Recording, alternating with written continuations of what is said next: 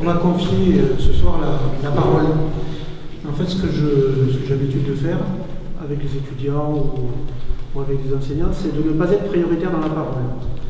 C'est-à-dire que Joël m'a dit qu'il avait un micro.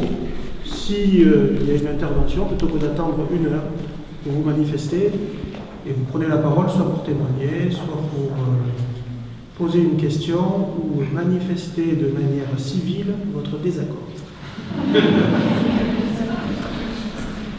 Merci François en tout cas.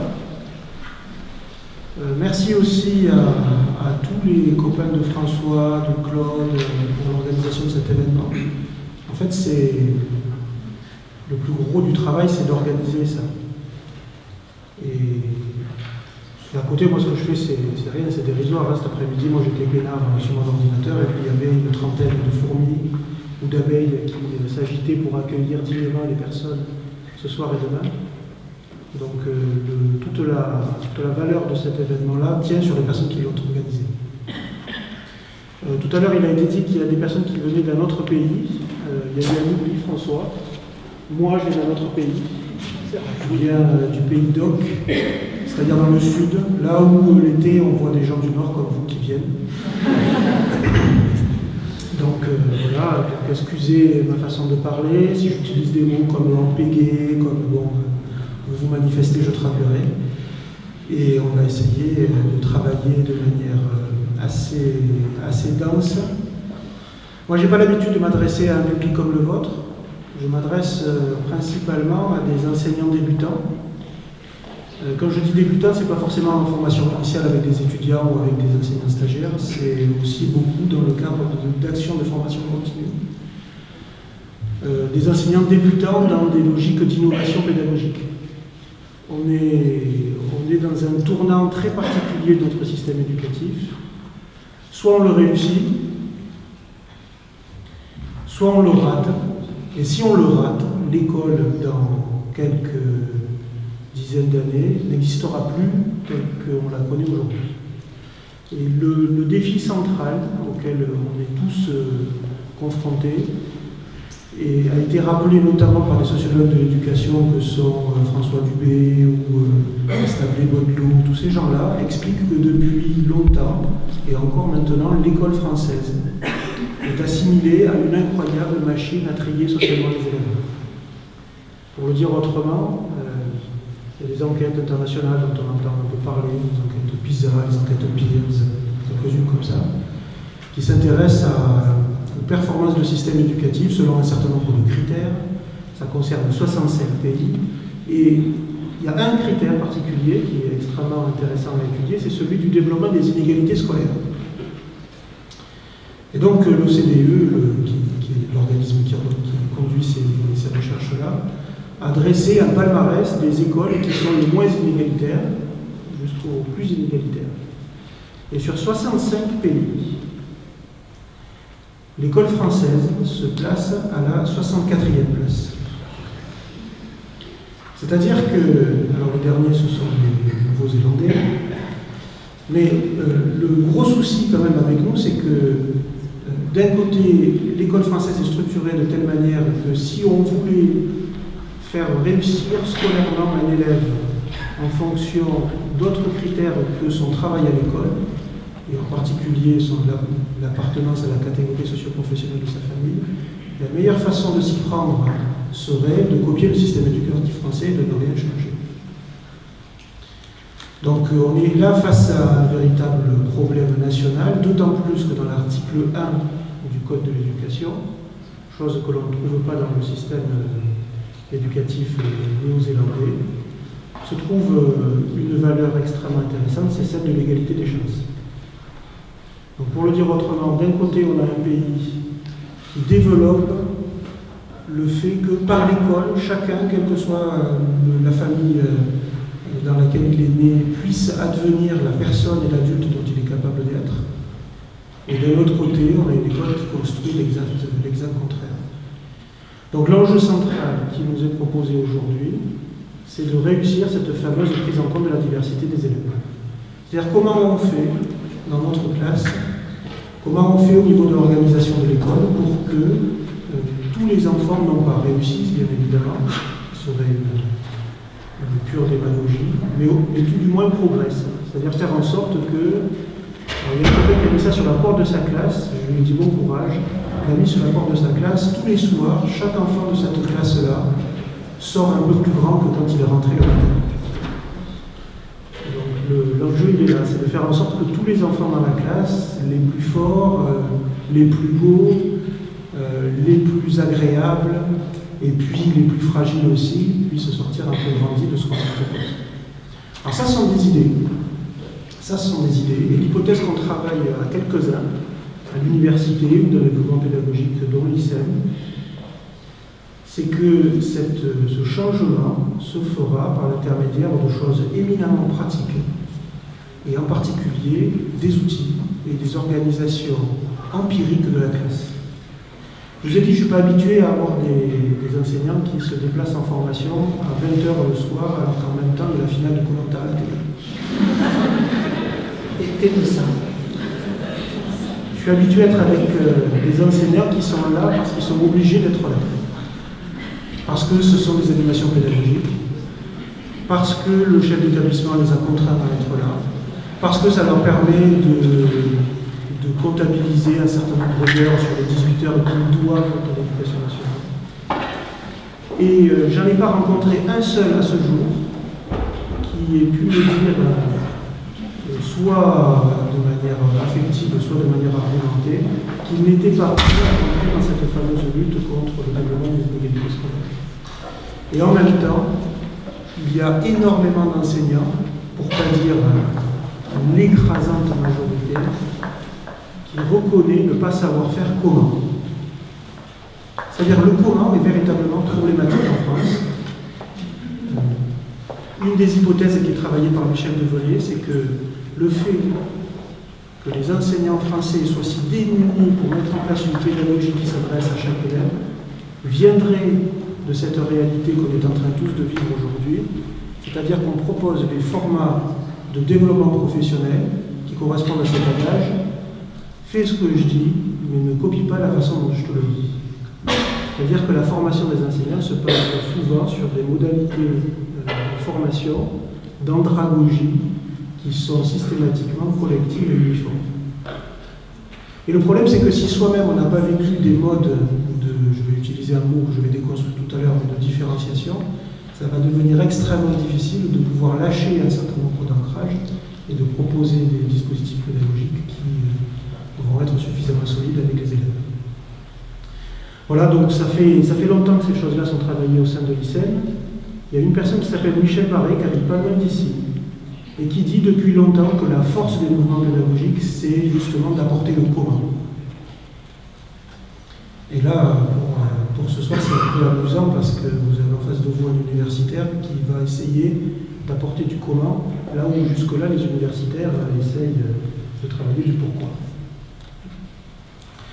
Donc on va travailler sur cette histoire de pédagogie freinée et puis d'enjeu vers un concept un peu nouveau, un peu je dirais à la croisée de tout ce qu'on essaye de développer en termes de progrès de notre école, c'est la personnalisation des apprentissages. Donc il y a plusieurs pistes que je vais vous proposer. Travailler sur la pédagogie freinée. Qu'est-ce qu'on en sait aujourd'hui en termes de caractérisation? Alors, il y a plusieurs écoles. Je vais essayer de proposer quelque chose de relativement consensuel, de manière à cibler ce genre-là. Et de voir en quoi la pédagogie freinée répond effectivement, comme le disait François, à ce que le système éducatif français recherche, et en quoi la pédagogie freinée ne répond pas à ce que le système éducatif français recherche. En quoi aussi, de son côté, la pédagogie freinée, comme toute autre pédagogie qui se tient, mérite de se poser des questions qui sont contemporaines et qui ne datent pas de plusieurs dizaines d'années, voire davantage. Monsieur l'historien, je parle. Donc la pédagogie freinée, on a l'habitude de dire à plusieurs qu'elle s'articule autour de 5 piliers. Alors je les présente de manière non hiérarchisée. Il faut bien l'ordre, j'ai pris celui-là. Ce pilier-là, c'est l'expression libre. C'est-à-dire le fait de laisser dans la classe un certain nombre de vannes, ça n'a rien à voir avec la ville du pays voisin du vôtre, la Bretagne, de laisser un certain nombre de vannes ouvertes pour laisser rentrer des événements dans la classe. Alors l'outil un petit peu symbolique de cette phase d'expression libre, ça pourrait être quelque chose qu'on retrouve de manière assez large dans les établissements primaires, le code neuf. Alors quand ça sert à un code neuf, ça sert à ouvrir l'expression libre chez les enfants. Alors la plupart du temps, c'est de l'expression verbale, du langage oral, mais ça peut se faire aussi sous forme de tout un tas d'autres langages. Et le principe, c'est de faire en sorte que les enfants apportent du matériau qui va devenir à la base de l'activité scolaire autour des savoirs scolaires. C'est-à-dire que contrairement à ce que certains croient, pensent, ou développent en termes de peur, le code neuf, c'est pas fait uniquement pour se dire bonjour, parler, et puis passer à autre chose. C'est véritablement un sas qui va permettre aux enfants de s'exprimer, d'apporter des choses qui sont liées à leur vie d'enfant, et donc de fait de faire le lien de créer l'unité entre leur être enfant et leur être élève, puisque c'est à partir de ce matériau-là qu'on pourra faire des mathématiques, qu'on pourra faire de la géographie. Voilà. Hier j'étais dans une classe, hier matin j'étais dans une classe à Orthez, et pendant le Quad 9, bien sûr je me suis présenté. Et ça a été l'occasion de chercher sur la carte de France de la classe où pouvait bien se trouver cette fichue ville qui s'appelle Montpellier. Voilà. Donc l'expression libre, c'est cette idée. Un deuxième pilier de la pédagogie freinée, c'est ce qu'on appelle la coopération. Alors on y reviendra un petit peu plus loin tout à l'heure. La coopération, c'est cette opportunité, cette liberté, cette ouverture faite aux élèves de pouvoir apprendre avec l'enseignant, mais aussi de pouvoir apprendre avec les copains et les copines. Alors c'est extrêmement intéressant pour une raison précise, c'est que les enseignants dans leur formation et dans les maquettes universitaires des masters à l'ESP ne peuvent pas développer une compétence professionnelle qui serait jusque-là somme toute bien utile, c'est le don d'ubiquité. C'est-à-dire la capacité à pouvoir se trouver au même endroit, au même moment, dans plusieurs endroits différents. Et comme c'est extrêmement difficile de pouvoir développer ce don d'ubiquité, ça devient extrêmement intéressant de démultiplier les sources de rapport au savoir par l'organisation d'une structure coopérative dans la classe. Et c'est juste ça. C'est-à-dire que le savoir n'émane pas que de l'enseignant. Le savoir émane aussi des compétences qui sont présentes dans les classes par l'intermédiaire d'autres enfants. Troisième pilier qui a été lourdement et de manière très juste développé par Jean Le Gall, c'est la participation démocratique. Je vais le présenter de manière avec d'autres mots que ceux qu'utilise Jean. La participation démocratique, c'est faire de la citoyenneté à l'échelle de la classe. Autrement appelé, mitoyenneté. C'est-à-dire que plutôt que de réfléchir à la façon dont travaillent les députés, plutôt que de réfléchir à la façon d'aider les plus démunis en Afrique, ce qui est très bien, plutôt que de s'insurger contre l'intolérance et l'irrespect, pourquoi ne pas commencer à le faire dans la classe avec le copain, avec celui qui est à côté? Le principe de participation démocratique dans la pédagogie freinée, c'est de faire de la classe un terrain d'exercice et de construction de la tolérance, de faire de la gentillesse un pilier du socle commun, de faire de l'altruisme quelque chose qui est formellement travaillé à l'école. Et c'est formellement travaillé parce que c'est authentique, parce que ça me parle, et ça me parle parce que je le fais avec mon copain et ma copine. Et c'est d'autant plus intéressant que lorsqu'on travaille sur la participation démocratique, on participe aussi, sans trop s'en apercevoir, à l'entretien des meilleures conditions pour pouvoir apprendre, c'est-à-dire se sentir dans un espace où je suis sûr que personne ne va venir me taper, où je suis sûr que personne ne va venir se moquer de moi. Ça c'est vachement important, être sûr que personne ne va venir se moquer de moi, pour une raison précise, c'est que je vais enfin pouvoir m'autoriser à me tromper. Et je vais enfin pouvoir trouver un espace où il y a une véritable différence entre une faute et une erreur. La différence en pédagogie entre la faute et l'erreur, elle pourrait se traduire de cette façon-là, c'est qu'une faute, une erreur devient une faute lorsqu'on refuse de la corriger. Donc ça devient extrêmement intéressant de construire des participations démocratiques dans les classes pour une raison secondaire qui est que justement, on arrive à créer des espaces de classe sereins. Sereins entre enfants et sereins dans la relation pédagogique à l'adulte. Conduire une classe n'est plus un bras de fer. C'est pas non plus forcément un fleuve tranquille, mais ça devient quelque chose qui, pour le coup, participe au bonheur d'avoir choisi le métier d'enseignant. Dans les salles des maîtres, dans les salles des profs, il y a une sorte de compétition en France en ce moment, à celui qui va être le plus pessimiste possible. À celui qui va le plus se plaindre des conditions de travail. À celui qui va, à un moment donné, dégoûter le plus les autres et le faire regretter d'avoir choisi ce métier alors qu'il aurait été quand même 1000 fois mieux dans une autre profession. Le problème, c'est que ce climat-là, il touche à notre santé affective, il touche aussi notre santé biologique.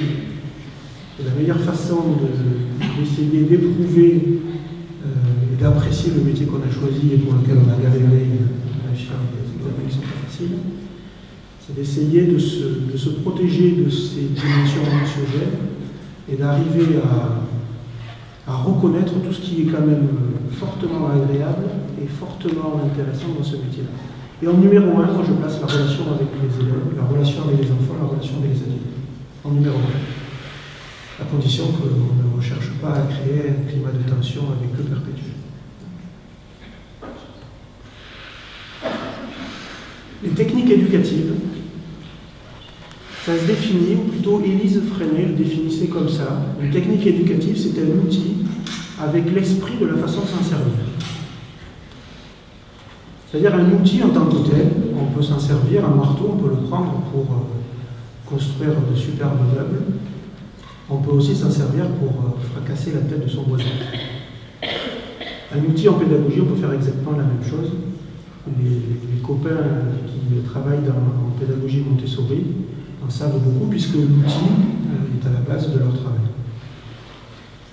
Une technique éducative, c'est quelque chose de plus fort qu'un outil puisque derrière l'objet technique, l'organisation matérielle, se cache une façon de s'en servir avec derrière des intentions pédagogiques. C'est-à-dire que je me sers de ce matériel, non pas parce que tiens, c'est à la mode, non pas parce qu'on m'a dit de m'en servir, non pas parce qu'il paraît que ça va résoudre tous mes problèmes, mais c'est parce que j'attends qu'à travers l'usage de cet outil, apparaissent dans ma classe et au sein du groupe d'élèves que j'accompagne un certain nombre de valeurs qui me sont importantes. Et on dit souvent que la pédagogie Freinet est une pédagogie matérialiste pour cette raison-là. Et pour une raison centrale, c'est que l'enseignant, justement, refuse d'être au centre de toutes les préoccupations. Ce n'est pas un grand organisateur, ce n'est pas un superbe acteur qui va faire une pièce de théâtre renouvelée tous les jours. Non, c'est à la limite quelqu'un qui pilote un organisme très complexe et qui donne la possibilité, par l'intermédiaire des outils, à des élèves de pouvoir rentrer en activité autrement qu'à travers les consignes qu'il transmet. Sans outils, il ne faut pas se leurrer, les élèves ne vont pas inventer d'eux-mêmes des activités qui sont riches au niveau cognitif. Ils vont s'ennuyer, ils vont se disputer, et la classe va devenir un enfer.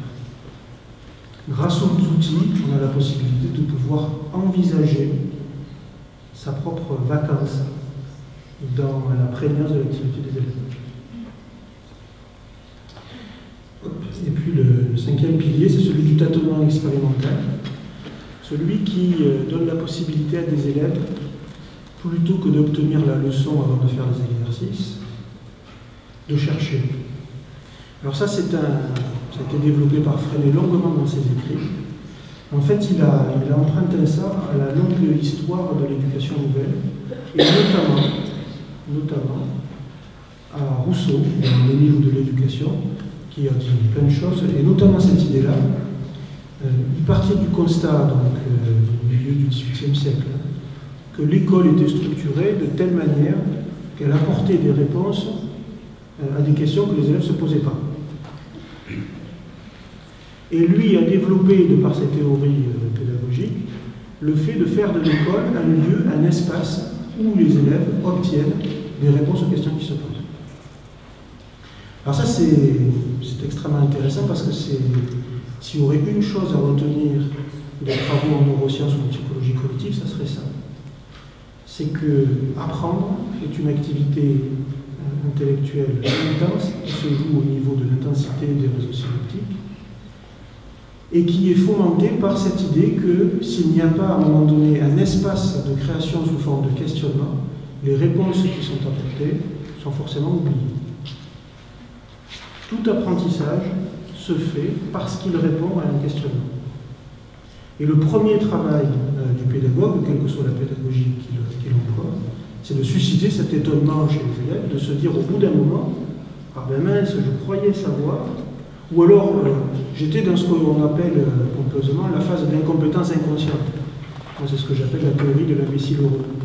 C'est-à-dire, je ne savais pas que je ne savais pas et j'allais très bien comme ça.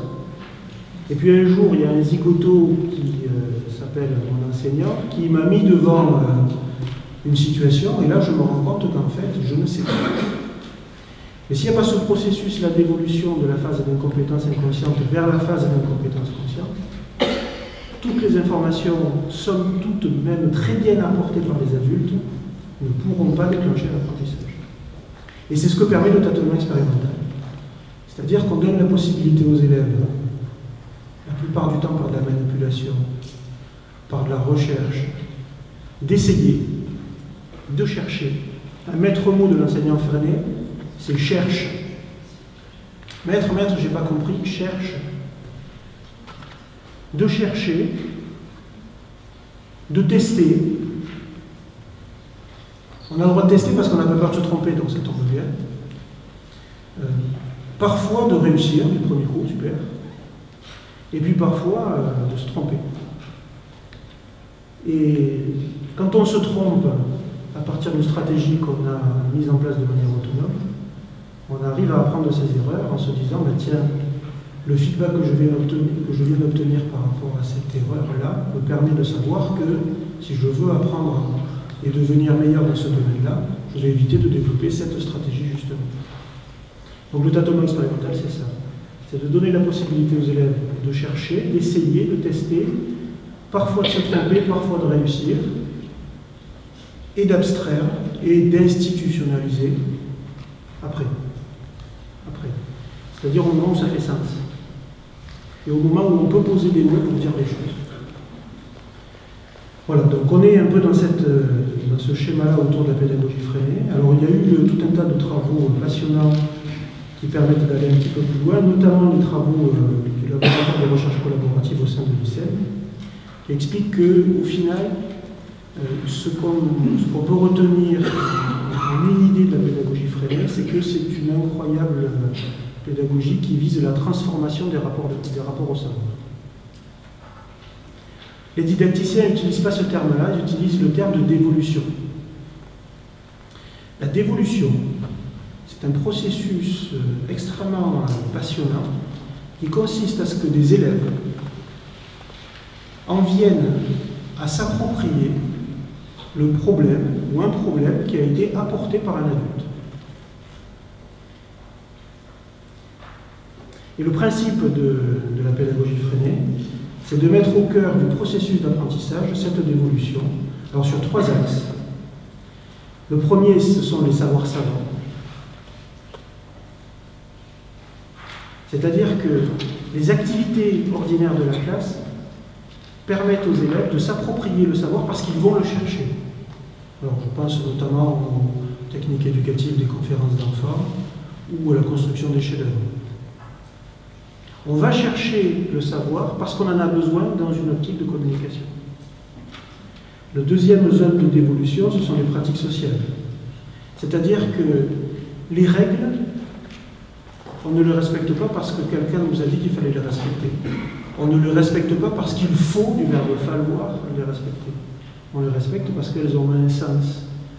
Parce que respecter les règles, c'est ce qui nous permet de vivre sereinement ensemble. Et puis le troisième champ de dévolution, c'est celui d'un savoir coopératif. C'est-à-dire qu'on apprend, grâce à la pédagogie freinée et grâce à toutes ces pédagogies de la coopération, que l'autre, dans toute sa différence, voire même parfois dans le fait que, et pour une raison centrale, c'est que l'enseignant, justement, refuse d'être au centre de toutes les préoccupations. Ce n'est pas un grand organisateur, ce n'est pas un superbe acteur qui va faire une pièce de théâtre renouvelée tous les jours. Non, c'est à la limite quelqu'un qui pilote un organisme très complexe et qui donne la possibilité, par l'intermédiaire des outils, à des élèves de pouvoir rentrer en activité autrement qu'à travers les consignes qu'il transmet. Sans outils, il ne faut pas se leurrer, les élèves ne vont pas inventer d'eux-mêmes des activités qui sont riches au niveau collectif. Ils vont s'ennuyer, ils vont se disputer, et la classe, elle va devenir un enfer. Grâce aux outils, on a la possibilité de pouvoir envisager sa propre vacance dans la prégnance de l'activité des élèves. Et puis le cinquième pilier, c'est celui du tâtonnement expérimental, celui qui donne la possibilité à des élèves, plutôt que d'obtenir la leçon avant de faire les exercices, de chercher. Alors ça a été développé par Freinet longuement dans ses écrits. En fait, il a emprunté ça à la longue histoire de l'éducation nouvelle, et notamment à Rousseau, dans les livres de l'éducation, qui a dit plein de choses, et notamment cette idée-là. Il partait du constat, donc, au milieu du XVIIIe siècle, que l'école était structurée de telle manière qu'elle apportait des réponses à des questions que les élèves ne se posaient pas.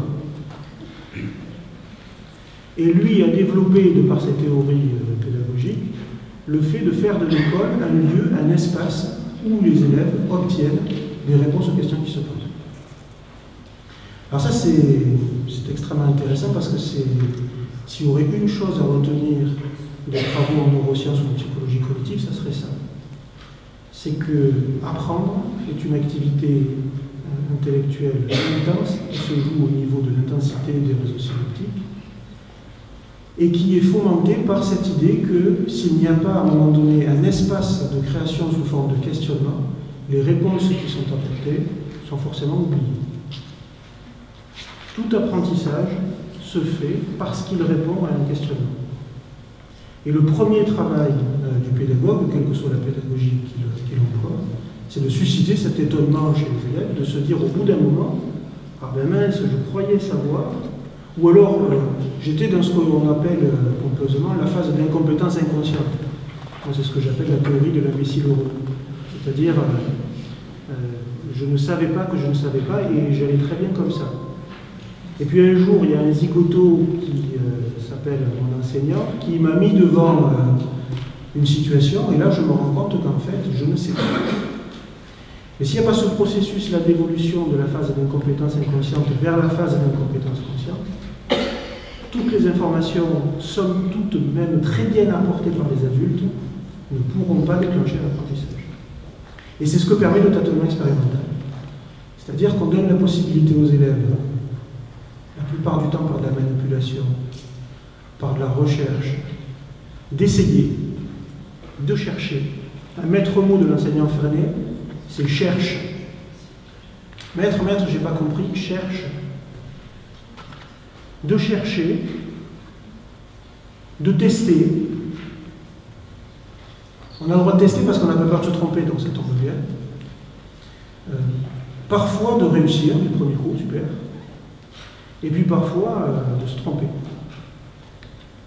Et quand on se trompe à partir d'une stratégie qu'on a mise en place de manière autonome, on arrive à apprendre de ses erreurs en se disant, ben tiens, le feedback que je viens d'obtenir par rapport à cette erreur-là me permet de savoir que si je veux apprendre et devenir meilleur dans ce domaine-là, je vais éviter de développer cette stratégie justement. Donc le tâtonnement expérimental, c'est ça. C'est de donner la possibilité aux élèves de chercher, d'essayer, de tester, parfois de se tromper, parfois de réussir, et d'abstraire et d'institutionnaliser après. C'est-à-dire au moment où ça fait sens. Et au moment où on peut poser des mots pour dire les choses.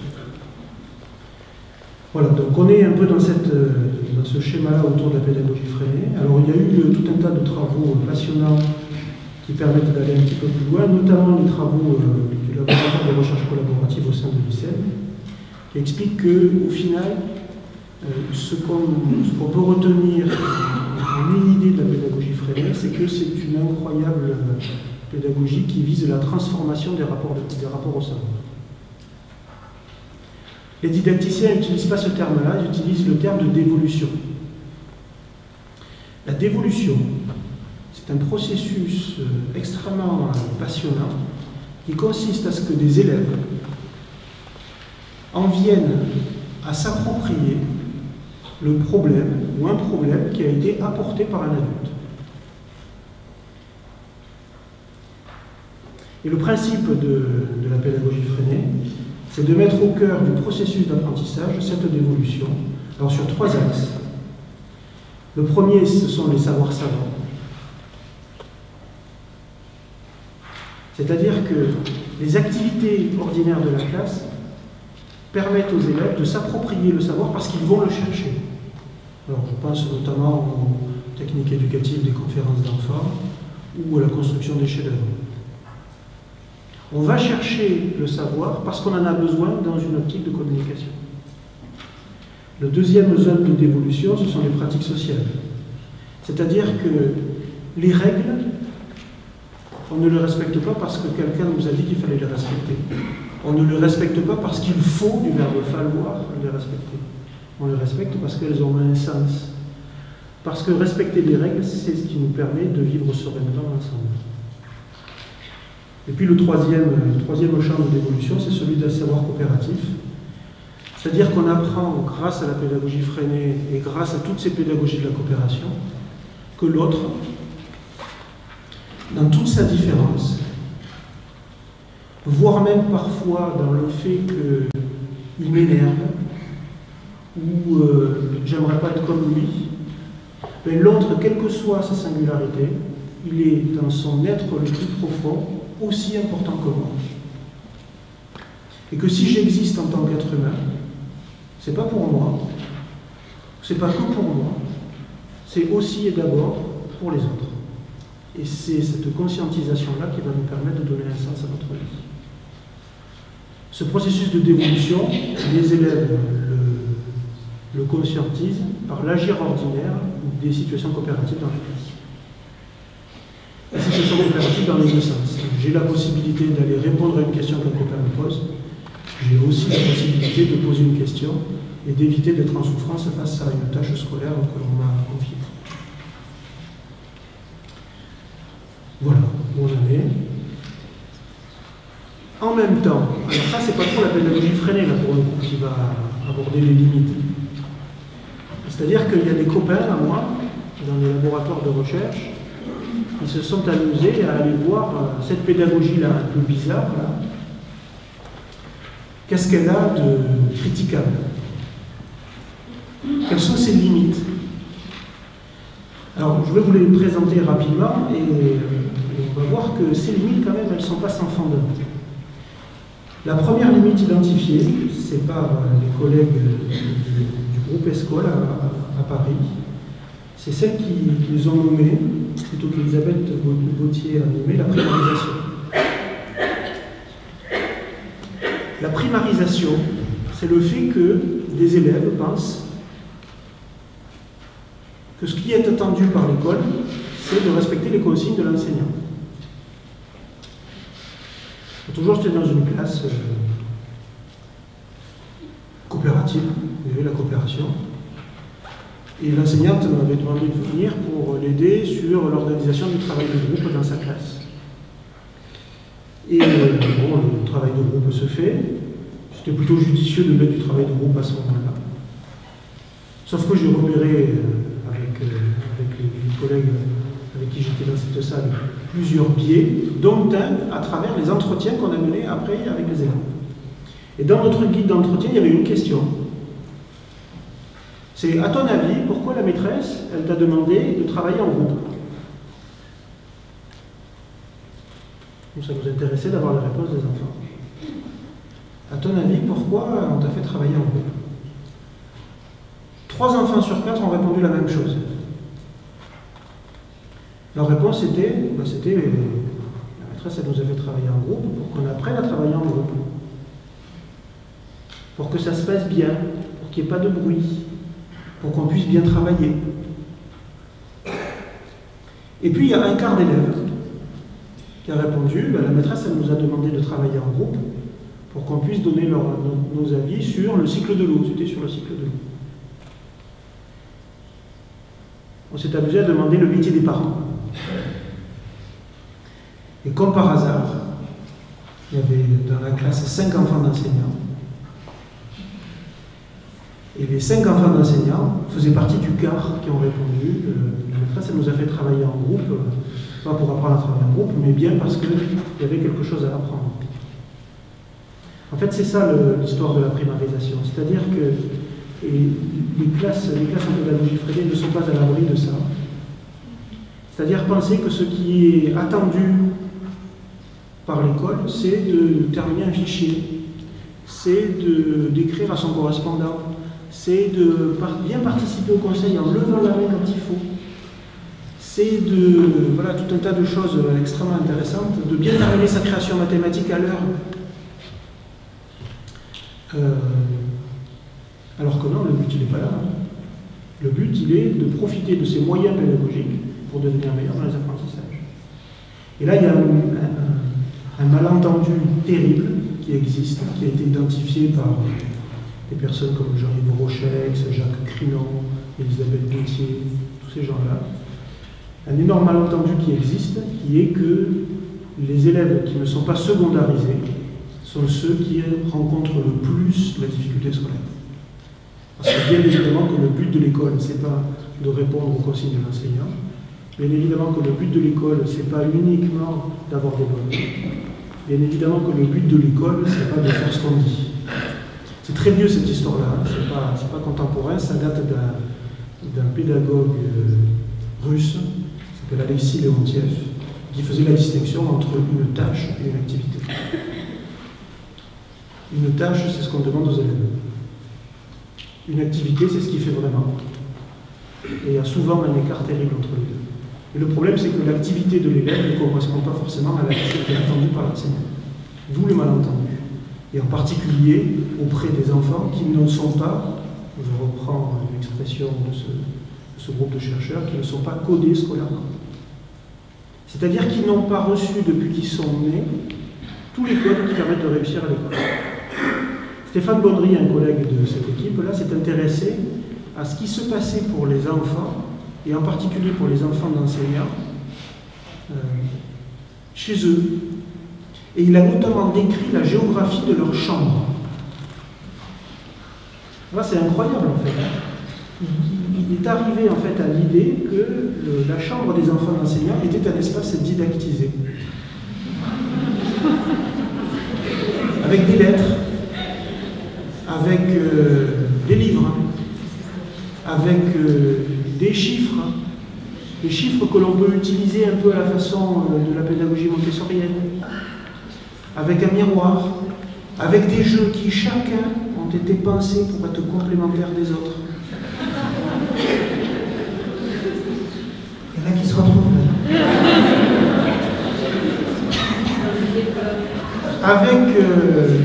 C'est dans la chambre des enfants d'enseignants où on rencontre le moins d'écrans de télévision ou d'écrans d'ordinateur ou de tablettes.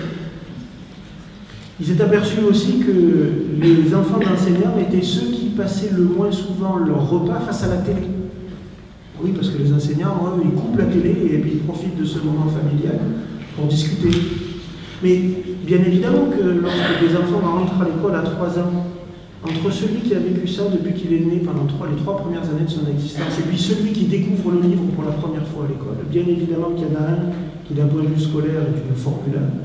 Il a tous les codes, ou quasiment tous, et l'autre, il doit se les construire. Et si on rajoute à ça le fait que l'école n'estompe pas ces inégalités scolaires initiales, on comprend pourquoi on est à ce niveau-là du point de vue du développement des inégalités. Donc il y a un véritable enjeu à prendre en compte cette dimension de secondarisation, à lutter contre la seule primarisation de l'activité scolaire. La pédagogie freinée y répond de manière précise. Il faut faire attention parce qu'à ce jour, les chercheurs en éducation répondent autrement que la pédagogie freinée. Ils répondent par la pédagogie explicite. Ils répondent en disant que dans l'éducation prioritaire, pour justement aider les enfants à rentrer dans cette fameuse secondarisation, le principe est de faire une pédagogie explicite, c'est-à-dire où on leur dit ce qu'il faut qu'ils fassent et pourquoi ils le font tout le temps, et de ne pas leur permettre de développer des activités autonomes, de ne pas développer et de ne pas prendre le risque qu'ils travaillent de manière coopérative, parce que peut-être que le tuteur ou celui qu'on aide, lui, il ne va pas faire de la pédagogie explicite. Ça veut dire que d'un côté, il va y avoir une pédagogie très émancipatrice et très agréable à vivre pour certains enfants, et puis de l'autre, ceux qui sont dans les cités ou qui ont la malchance d'habiter dans les quartiers, eux, ils vont avoir droit à une pédagogie qui sera bien moins excitante au niveau intellectuel. Et par contre, on va leur dire ce qu'il faut qu'ils fassent. Donc là, il y a un véritable enjeu de travailler à ça, parce que autant la recherche, elle a, de mon point de vue, bien ciblé ce problème de secondarisation, autant à ce jour, elle n'est pas très au clair sur la façon dont on pourrait, de manière très claire, secondarisé. Et c'est là où le processus de dévolution apporté par la pédagogie freinée peut être intéressant. Excuse-moi. Oui. Juste là-dessus. Est-ce qu'on ne peut pas aussi considérer que la primarisation serait un stade intermédiaire? C'est-à-dire qu'elle permet dans l'exemple que vous prenez tout à l'heure, elle permettrait de travailler sur le savoir-être en groupe, et que dans un deuxième temps, la secondarisation, c'est-à-dire la compréhension, une fois que l'élève, disons qu'à un certain savoir-être en groupe, il va pouvoir après travailler sur le contenu et le savoir. Et tous les élèves sont primarisés. Les enfants des familles les plus modestes socialement en France, leurs parents leur disent « Fais attention, aujourd'hui tu vas à l'école, sois sage. Écoute bien ce que le maître te dit. » Tous les enfants sont primarisés. Tous les enfants vont à l'école avec l'idée d'être dans la peau d'un exécutant. C'est-à-dire de bien écouter les consignes et de tout faire pour essayer de les réaliser. Sauf ceux qui sont décrits par Serge Boimard et qui développent des stratégies de contournement de savoir. Mais généralement, ils sont plus vieux, plus âgés. Donc tous les enfants sont primarisés. Le problème, c'est qu'il y a des enfants qui rentrent à l'école et qui sont déjà secondarisés. C'est-à-dire, on ne leur a pas dit « sois bien sage », on ne leur a pas dit « écoute bien ce que te dit le prof » ou l'enseignant.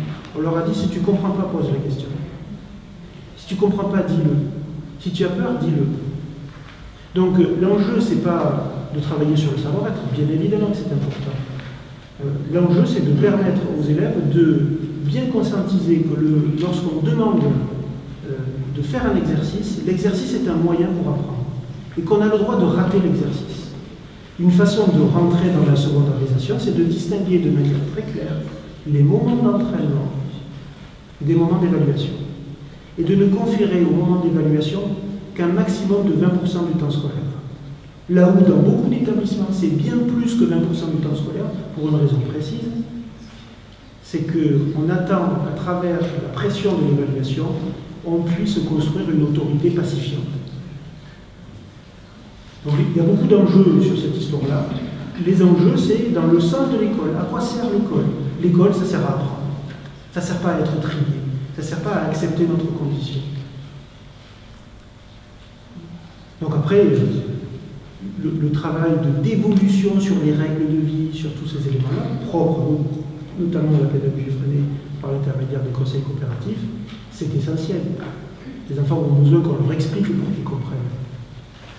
Mais en revanche, de tout découper et de prémâcher le savoir, j'utilise un terme de Philippe Mérieux, d'atomiser les savoirs, sous prétexte que ça va leur permettre de mieux conscientiser ce qu'ils sont en train de faire, C'est appauvrir justement ce que Jean-Pierre Astolfi a nommé la saveur des savoirs.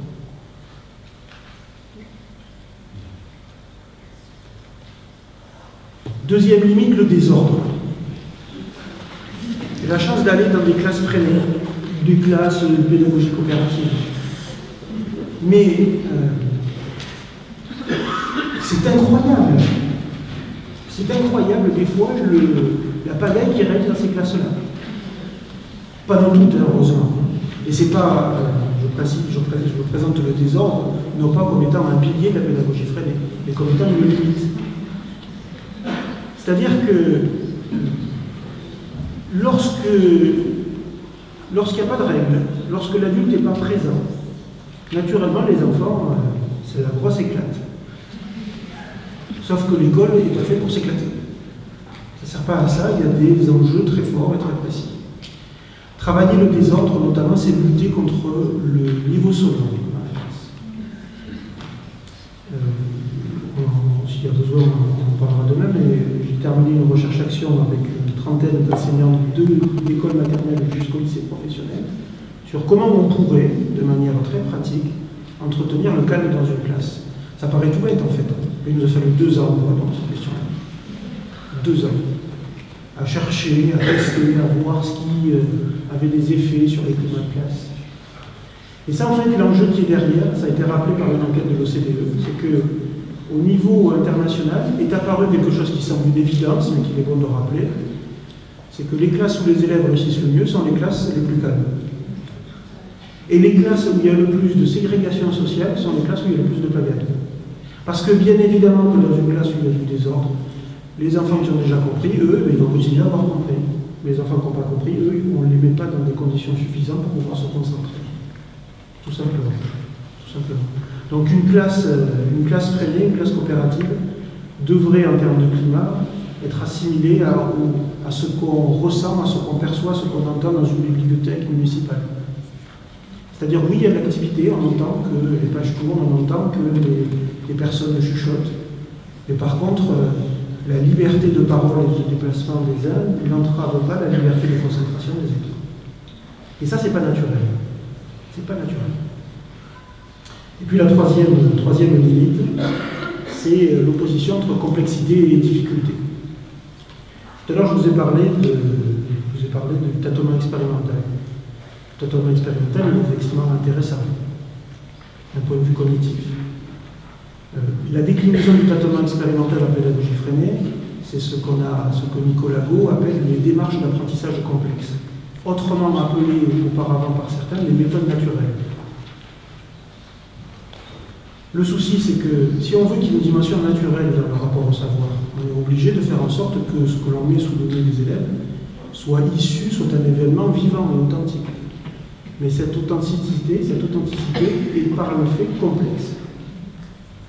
Certains élèves vont y rentrer parce qu'ils sont en mesure d'appréhender cette complexité-là. Et puis d'autres, ça va être tellement complexe que ça en devient difficile. Écrire un texte libre, une des techniques freinées. La consigne paraît simple, mais quand on ne l'a jamais fait, quand on ne sait pas quoi dire, quand on ne peut pas faire comme le copain, quand on a peur de faire des fautes d'orthographe, on peut en empiler comme ça, des raisonnements. Ça devient une tâche ultra difficile. Et donc une façon, je rebondis sur ce que vous disiez tout à l'heure, une façon d'accompagner justement ce passage de la primarisation à la secondarisation, c'est non pas de se mettre au niveau des élèves, mais de se mettre à leur portée. Et sauf que la portée des uns n'est pas la même que la portée des autres. Et il y a certains enfants pour qui le texte libre, la création mathématique, ça va faire le plus grand bien, et d'autres pour qui ça sera impossible. Il y a certains enfants pour qui, quand on va leur dire « Allez, vous êtes en plan de travail », ils vont être super enthousiastes, et d'autres, ça va leur faire peur. Parce qu'ils ne sont absolument pas habitués à l'exercice de cette liberté. Donc voilà, ce sont les raisons pour lesquelles la pédagogie freinée est vieille, est extrêmement pertinente, mais il reste du travail. Parce que ces choses-là, je pense sous le contrôle de mes copains experts, sont loin d'être entendues par la pédagogie freinée, comme par les autres pédagogies aussi. Ça reste un enjeu parce que ce qui se cache derrière, c'est l'école pour tous. Là où, il y a quelque temps, on avait le droit de sortir de l'école sans avoir réussi par l'école. Aujourd'hui, nous dit le CEREC, quand on sort de l'école sans rien, au bout de 4 ans, on n'a que 40% de chance statistiquement d'avoir trouvé un emploi, quel que soit l'emploi. Quand on sort de l'école avec n'importe quel diplôme, on a au moins 77% de chance d'avoir trouvé un emploi. Donc il y a 50 ans, sortir de l'école sans rien, ça n'empêchait pas de trouver une insertion sociale en tant qu'adulte. Maintenant, ça l'handicape de manière considérable. Et c'est la raison pour laquelle la mission qui nous est confiée en tant qu'enseignants aujourd'hui, elle est éminemment plus complexe que celle de nos ancêtres il y a 50 ans. Parce que la pression de la société est beaucoup plus forte sur nous.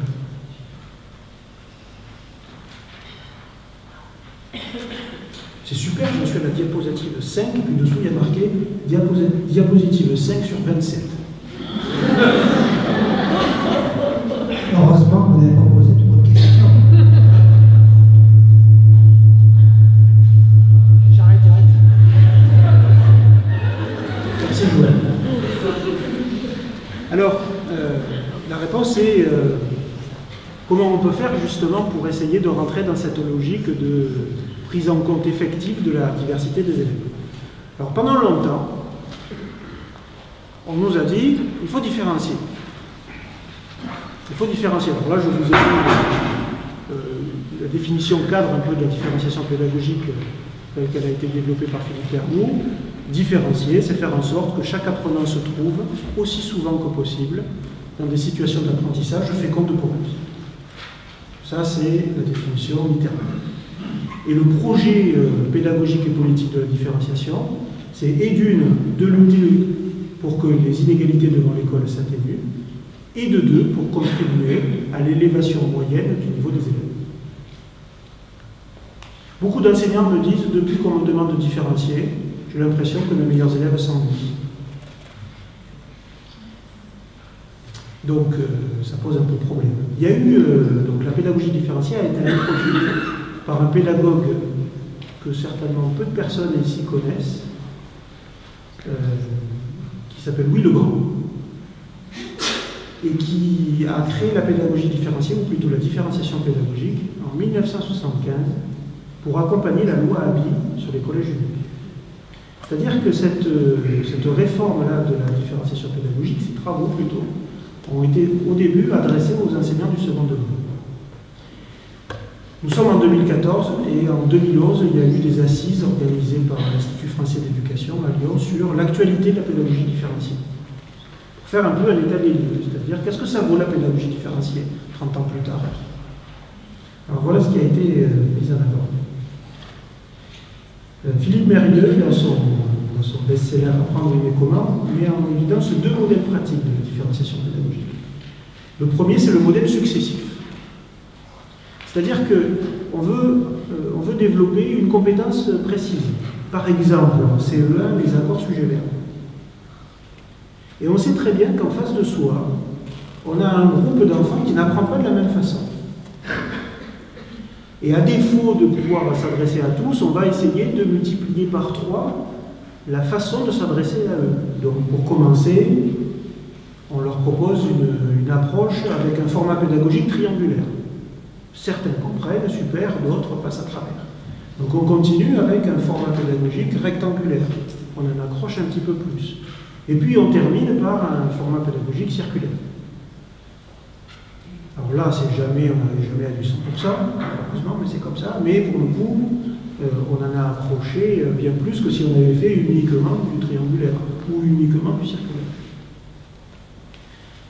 C'est très facile de faire de la pédagogie différenciée successive.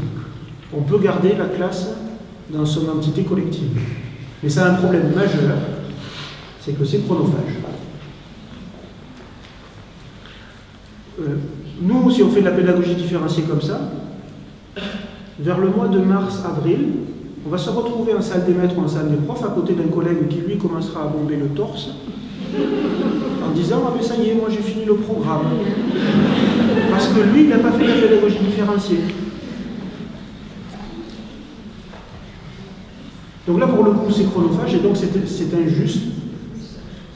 Et c'est inopérationnel dans l'organisation pédagogique. Ça demande trop de temps. Il faudrait 2 années scolaires pour faire une véritable pédagogie différenciée successive. Deuxième modèle pratique, c'est la pédagogie différenciée simultanée. Ça, c'est ce qu'on appelle la classe en atelier. Alors là, ça résout le problème du temps. Puisqu'on donne la possibilité aux élèves de se rendre sur un atelier qui correspond à leur profil cognitif. Ou, dit avec le langage de 2014, leur intelligence multiple correspondante. C'est la même logique. Donc là, pour le coup, il n'y a pas un problème de temps. Ça ne prend pas plus de temps, sauf pour l'enseignant qui flingue toutes ses soirées, tous ses week-ends et toutes ses vacances à préparer le matériel. Et qui sort de la classe avec une tête comme une courge. Parce que arriver en même temps à faire travailler une classe de 25 élèves, ne serait-ce que sur 3 ateliers dans la même salle, sans moyens supplémentaires, soit on accepte d'avoir très mal à la tête et les enfants aussi, soit on est un superman pédagogique. Le problème de cette approche de la différenciation, c'est qu'elle est très difficile à mettre en place. Donc vous voyez arriver le bilan qui a été fait là, sur la pédagogie différenciée 30 ans après son introduction, c'est que la pédagogie différenciée, d'un point de vue axiologique, c'est-à-dire du point de vue des valeurs qu'elle défend, elle est irréprochable. Oui, il faut que le système éducatif différencie pour ne pas s'adresser toujours aux mêmes. Juste termine la phrase, puis je vous donne la parole. C'est irréprochable d'un point de vue théorique. D'un point de vue pratique et d'un point de vue pédagogique, c'est suranné, c'est désuet, c'est vieillot, c'est dépassé. C'est-à-dire que c'est inopérationnel. De manière très claire, on ne peut plus demander en 2014 à des enseignants de différencier. Parce qu'on sait très bien que ça ne marche pas, dans le sens où ça n'est pas possible. Toujours, j'étais avec des inspecteurs, et c'était une pause café, et puis il y en avait un qui était très embêté, il disait à son copain, écoute, j'ai un souci, je suis allé dans une classe l'autre jour, tout marchait bien. Et son copain était encore plus embêté que lui, il lui dit, alors qu'est-ce que tu lui as dit? Réponse du premier, ah ben c'est facile, je lui ai dit qu'il ne différenciait pas assez. Et il avait raison. On ne peut jamais différencier tel que les textes le proposent. Oui, justement, je voulais rebondir sur la différenciation. En formation, on me demande beaucoup. Alors, je suis professeur de lettres d'histoire à Saint-Nazaire, à la grande cité scolaire, en lycée professionnel. Et du coup, je voulais juste dire, c'est que, les effectifs, nous, on en a 30, enfin, moi j'ai 2 classes de seconde de 30 et 32, 25 mètres carrés, je vais mesurer la classe. Et du coup, c'est vrai que ça pose aussi un problème de matériel de place et d'effectifs, parce qu'on est au-delà de 25. Et c'est vrai qu'en formation, et nos inspecteurs nous martèlent de différencier. Mais c'est vrai qu'il ne faut pas aussi oublier l'aspect matériel, c'est-à-dire 25 mètres carrés, 32 élèves, plus moi, ça fait 33. Ça reste un freiné, une unité, non pas pour 20 élèves par classe, une unité pour 20 mètres carrés par élève. C'est-à-dire que les contingences géographiques sont effectivement centrales. Bon. Donc, comme la différenciation pédagogique, en fait, on sait très bien que ce n'est pas possible. Vers quoi on se tourne? Alors, il y a eu deux ouvertures qui ont été proposées. D'un côté, l'individualisation et de l'autre, la personnalisation. Alors, c'est intéressant de bien distinguer les deux. À midi, au secrétariat de l'ICEM, on s'est amusé à ça, c'était bien marrant. Quelle est la différence entre individualiser et personnaliser? La différence sur les termes, elle n'est pas facile à trouver. Sauf si on va chercher sur la distinction entre un individu et une personne. Qu'est-ce que c'est qu'un individu? Qu'est-ce que c'est qu'une personne? Je pourrais donner la parole.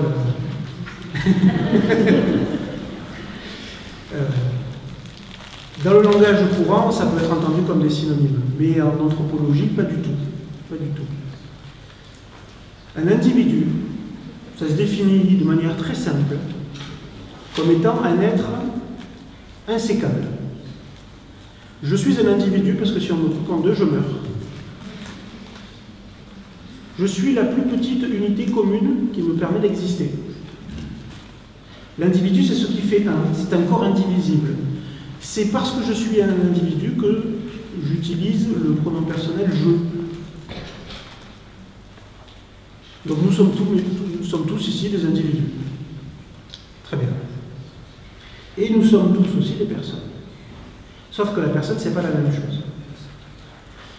Alors la personne, c'est intéressant d'aller chercher du côté étymologique. Alors en grec, c'est le prosopone. C'est là qu'on fait du grec. C'est l'occasion de vous manifester.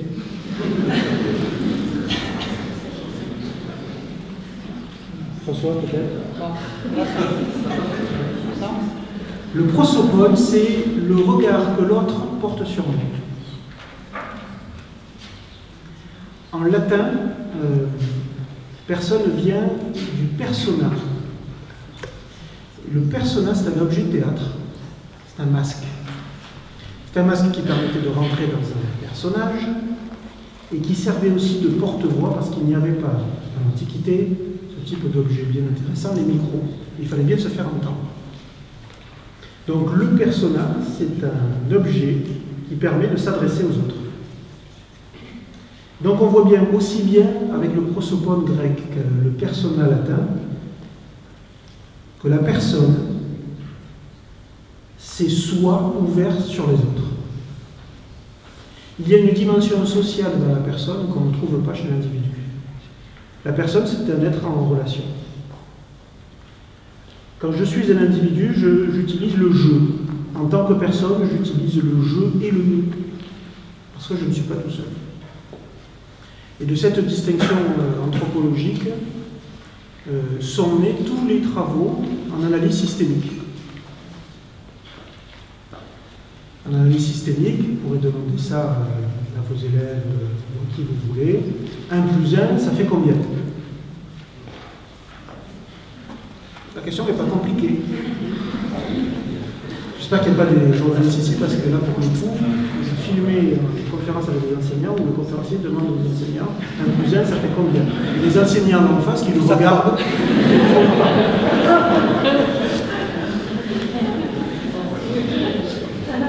Donc je répète la question, 1 plus 1, ça fait 2. Voilà. Mais non, ça c'est une analyse analogique, une analyse systémique.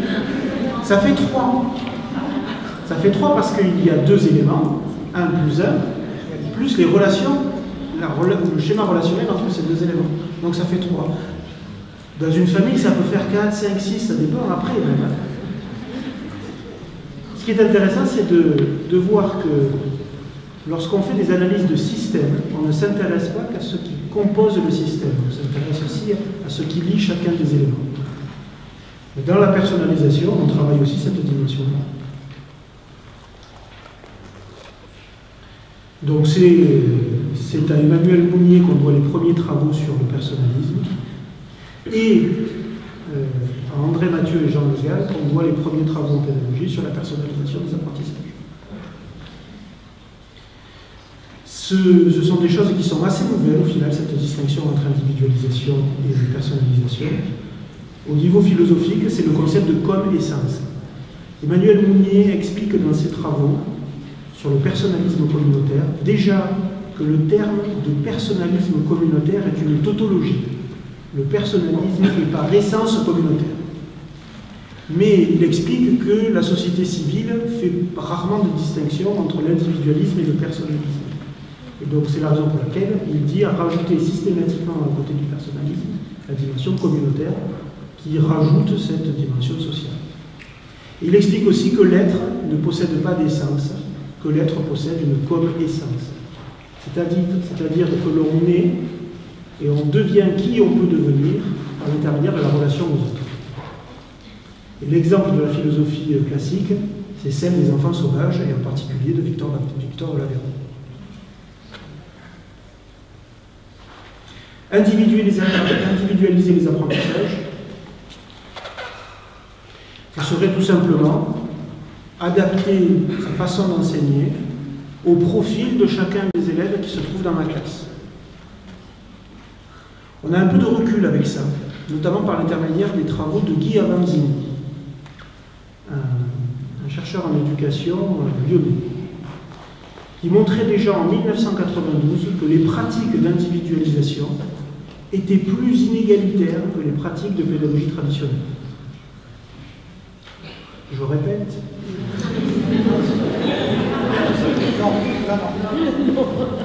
Individualiser la pédagogie ne fonctionne qu'avec les meilleurs élèves et met dans des positions très angoissantes les autres. Essayons chacun d'entre nous de ne travailler ne serait-ce qu'une journée complètement tout seul. Au début, c'est super. Hein? Au bout d'un moment, ça fait peur. On va donner la possibilité à des élèves, même devant des super logiciels éducatifs avec des petits lapins qui disent « Bonjour, bonjour, je suis lapin crétin », même devant des superbes animations comme ça, sur des tablettes, sur tout ce que vous voulez, travailler tout seul, c'est contre nature. Et si c'est contre nature, ça veut dire qu'à un moment donné, il y a beaucoup d'élèves qui vont décrocher. Les travaux de Avanzini ont été réaffirmés par l'intermédiaire de Françoise Auclair. On sait aujourd'hui que les démarches d'individualisation sont des impasses. Et la dernière démarche d'individualisation qu'on a essayé de nous imposer, mon voisin de droite la connaît bien, puisqu'il s'agit de l'aide dite personnalisée, qui en fait était un dispositif d'aide individualisé, proposé à des élèves identifiés comme étant en difficulté, pour leur permettre de bien apprendre une chose, c'est qu'ils étaient en difficulté. Donc l'individualisation des apprentissages, on peut passer parce que ça vaut rien. Je réagis quand même, parce que vous n'osez pas. C'est peut-être une histoire d'étymologie, là, parce qu'effectivement, on a beaucoup travaillé, on a beaucoup parlé d'individualisation du travail. J'ai même coordonné un numéro des éditions là-dessus. Mais c'était toujours l'idée, d'ailleurs, le titre, c'est ça, c'est individualiser les apprentissages dans une classe coopérative. Donc il y avait cette idée, effectivement, pour utiliser ce terme, hein, on va changer. Mais il y avait vraiment l'idée de lien avec justement le nous et justement de la coopération et l'interaction entre les individus. Mais, François, oui, dans une classe individualisée où il y a de la coopération, ça devient quoi? Personnalisation. Ça devient une classe personnalisée. Donc en fait l'idée c'est pas non à l'individualisation. Bien sûr que c'est intéressant que chaque élève se trouve face à des activités qui lui correspondent. J'imagine qu'ici, très nombreux sont ceux qui ont entendu parler des travaux sur la zone de proche développement ou des travaux sur l'étayage par Brunner. Bien évidemment qu'à un moment donné, c'est important et essentiel que les élèves se trouvent face à des tâches qui ne soient ni trop simples ni trop difficiles. Le problème, c'est quand ça devient le format standard et qu'il n'y a que ça. Parce que vous n'allez jamais trouver dans une classe deux élèves qui apprennent de la même façon. Postulat de Burns. Donc, l'individualisation, seule, exclusive, est une impasse. Ça, c'est intéressant parce qu'en ce moment, on entend et on voit autour de nous, dans les pays du monde, poindre une nouvelle forme de pédagogie par le numérique exclusif. Et bien évidemment qu'il y a tout un tas d'hommes et de femmes politiques qui voient bien l'intérêt économique de transformer les écoles avec des écoles uniquement numériques. De faire de la Khan Academy le système éducatif mondial. Et de transformer les écoles, de payer non pas des enseignants, mais des techniciens qui vont donner la possibilité aux élèves de se trouver face à des tâches qui leur correspondent parce que ça correspond à leur programme. Le souci, c'est qu'il manquera une dimension centrale, c'est celle de l'accompagnement à la socialisation et celle de la médiation par l'humain. Le souci aussi, c'est que si les enseignants, aujourd'hui, ne montrent pas toute l'importance de cette socialisation par l'école, au bout d'un moment, les hommes et les femmes qui nous gouvernent, parce qu'il va y avoir une pression sociale par le peuple, mettront en place une forme de libéralisation de l'école en l'ouvrant justement aux moyens d'individualisation par les moyens. Donc la personnalisation des apprentissages, c'est cette histoire de prisme mutuel entre d'un côté un processus d'individuation tel que l'a développé Carl et de socialisation, de manière à faire des êtres qui soient à la fois autonomes et libres, compétents relationnellement, responsables. Alors responsable, ça veut dire en mesure de pouvoir assumer les choix que j'ai faits en toute conscience dans l'exercice de mes libertés. Et puis engagé, c'est-à-dire qui accepte de ne pas être systématiquement d'accord avec ce qui est dit par d'autres personnes, qui accepte que le journal télévisé du 20h, ce ne soit pas la voix de son maître.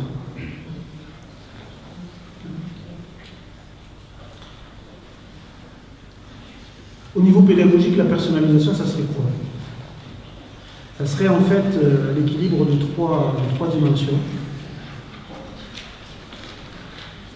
Du travail individualisé, c'est-à-dire qu'on ne peut pas faire dignement la promotion de la personne sans prendre en compte sa qualité d'individu. Mais pas seulement. La deuxième approche, c'est ce qu'on appelle les situations didactiques, c'est-à-dire des moments de classe, soit en groupe, soit en collectif, où le rapport au savoir est formellement accompagné par l'enseignant.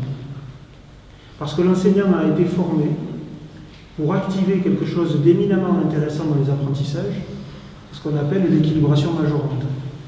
Le fait de permettre à des élèves d'apprendre à partir de la confrontation des représentations entre élèves. Et là, les techniques freinées peuvent être aussi intéressantes. Il y a beaucoup de techniques freinées dans le travail individualisé. Freiné parlait de travail individualisé, d'ailleurs. Mais il y a aussi beaucoup de travaux issus de Freinet qui sont dans le champ du didactique. Il n'y a pas longtemps, il y a eu de grandes conférences de chercheurs sur les enseignants du XXIe siècle à l'IFE. Et un de mes collègues de l'Université de Toulouse, qui s'appelle Gérard Sancelli, a fait un abstract d'un de ses bouquins sur les didactiques. Et il n'a jamais parlé de pédagogie. Et en même temps, il a parlé de Célestin Freinet comme étant un très grand didacticien. Très grand didacticien dans le sens où les approches et les pédagogies qu'il a développées se sont montrées particulièrement pertinentes pour favoriser la confrontation des représentations spontanées des élèves. Particulièrement pertinentes pour activer ce que l'on appelle maintenant les conflits socio-cognitifs. Et particulièrement pertinente justement pour susciter le questionnement source de désir et activer l'étayage par à un moment donné des formes de transmission qui dépassent la seule parole de l'enseignant et qui passent soit par le copain à travers la coopération, soit par l'intermédiaire des outils pédagogiques. Je pense notamment aux bibliothèques de travail qui sont des encyclopédies à portée d'enfant. Donc la troisième dimension, c'est la dimension coopérative, qui va d'un côté alimenter les situations didactiques, notamment par l'organisation du travail de groupe pour la favorisation des confrontations entre élèves, et qui va permettre aussi d'opérationnaliser sans que l'enseignant pète un plomb, le travail individualisé, parce que lorsque les élèves sont en travail individualisé, l'enseignant, lui, ne peut pas être derrière chaque élève. Et lorsqu'il travaille avec un élève parce que celui-ci a besoin d'aide à ce moment-là, et il a raison de le faire, les autres élèves ne sont pas condamnés à faire les files d'attente en Russie en 1917, et donc à faire autre chose que de travailler. Ils ont la possibilité de trouver des ressources, des réponses à leurs questions, en allant solliciter la structure coopérative de la classe. Donc voilà un peu où on en est.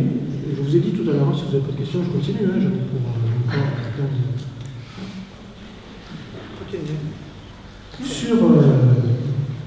Sur le travail individualisé, donc compris comme intervenant dans une structure coopérative. Il se définit la plupart du temps comme étant une sincérité appliquée à soi-même. Je suis en train de finaliser une recherche sur le plan de travail. Parce que l'outil de la pédagogie freinée, entre autres, qui permet le travail individualisé, c'est le plan de travail. Donc j'observe des organisations de plans de travail dans les classes, et ensuite je mène des entretiens avec des enseignants et avec les élèves. Et il y a une question que je pose de manière rituelle, je fais exprès de la poser aux élèves, c'est lorsque les élèves sont en situation de travail individualisé, ils peuvent très bien soit demander la réponse au copain, soit aller chercher l'autocorrection et recopier sur leur cahier l'autocorrection. L'enseignant, je vous le dis, ça reste entre nous, il n'y verra que du feu. Et donc je leur dis, une des questions, c'est pendant que tu es en plan de travail, tu peux tricher. Là, on est entre nous, je ne le répéterai pas à ta maîtresse. Raconte-moi comment ça se passe quand tu triches, ça m'intéresse. Et j'ai dû interroger, je ne sais pas, je dois être entre 230 et 250 élèves. Il n'y en a pas un qui m'a dit, oui, je triche. Pas un. Alors je leur dis, bon, allez, mais j'insiste, pas un. Et ils me répondent de deux familles de choses. La première chose qui m'est répondue de manière majoritaire, c'est je triche pas parce que ça serait stupide de tricher. Si je triche, j'apprends rien.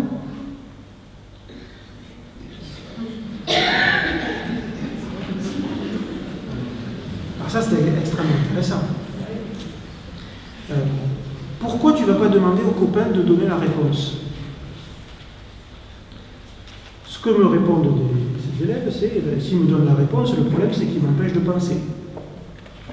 Donc oui, je saurais quelle est la réponse, mais je ne pourrais plus essayer de chercher comment il faut faire pour la trouver. Donc là, on est bien dans une logique de sincérité vis-à-vis de soi-même. On est bien sur 85% des élèves qui répondent ça. Et puis il y a 15% d'élèves qui répondent autre chose. C'est je triche pas, parce que le maître ou la maîtresse, ou le prof, c'est pareil en collège ou en lycée, il me fait confiance. Et j'ai pas envie de le décevoir. Alors là, on n'est pas pour le coup dans le domaine de la sincérité appliquée à soi-même, on est dans le domaine de la sincérité appliquée à la vie et aux autres. Mais somme toute, qu'est-ce que c'est qualitaire comme démarche que de penser que l'adulte n'est pas là pour nous embêter. Et qu'il y a du plaisir à être en classe pour travailler et aussi pour être en relation avec quelqu'un en qui j'ai confiance. Et quelqu'un qui a confiance en moi. Donc le travail individualisé, il est intéressant parce qu'il donne la possibilité aux élèves de tricher.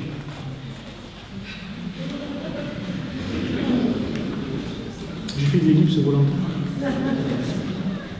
Donc le matériel qui est mis à disposition pour le travail individualisé, il est essentiel.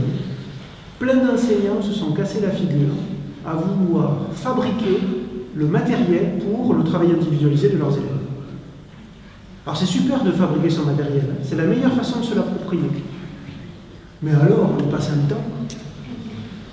On y passe un temps. Je fais partie d'une équipe d'auteurs de matériel de travail individualisé. On a commencé en 1998. On est en 2014, on est 30, on n'a pas fini. C'est très très long à faire. C'est très très long. Donc là, le principe, c'est, pour commencer, et à défaut de vouloir intégrer les équipes d'auteurs de ce type de matériel, c'est de se procurer de ce type de matériel. Alors tu fermes tes oreilles, Joël. Et si on n'a pas les sous pour se le procurer, on photocopie.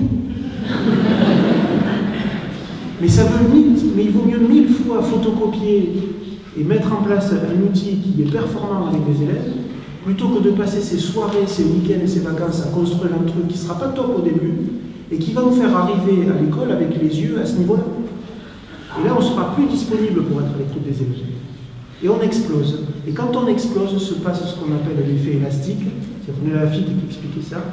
C'est-à-dire qu'on a essayé d'innover, on était super motivés au début, ça marche absolument pas, c'est la pagaille, je regrette la période où j'étais avant. Donc je m'arrête, et quand je reprends, je suis sûr, parce que je suis vacciné, que cette pédagogie, elle vaut rien. Mais c'est pas parce que la pédagogie, elle vaut rien, c'est parce que je me suis pris comme un branquignol. Branquignol. Je n'ai pas ignare non plus.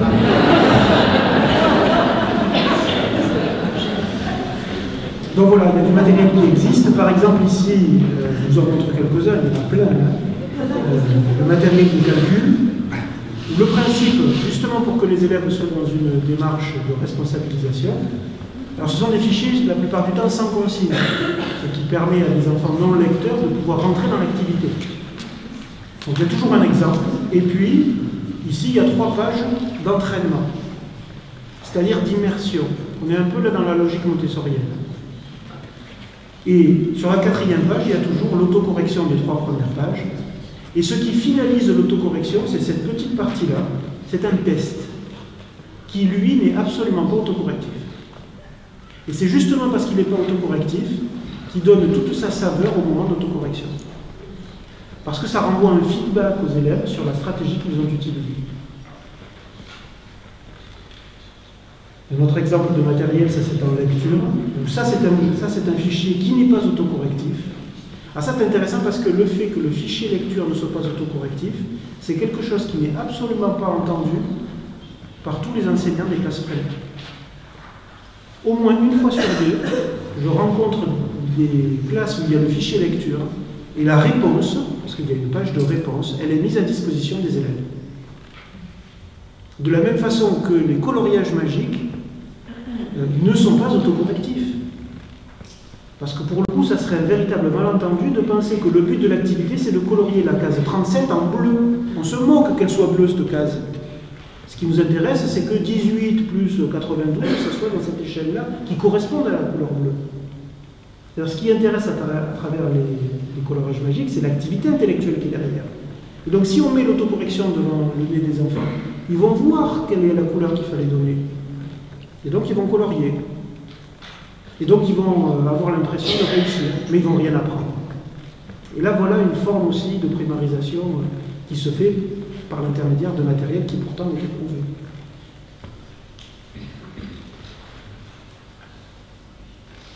Le plan de travail, celui-là, c'est le plan de travail historique. D'habitude, avec des enseignants freinés, il y a une prosternation. Il rit. Aucun respect.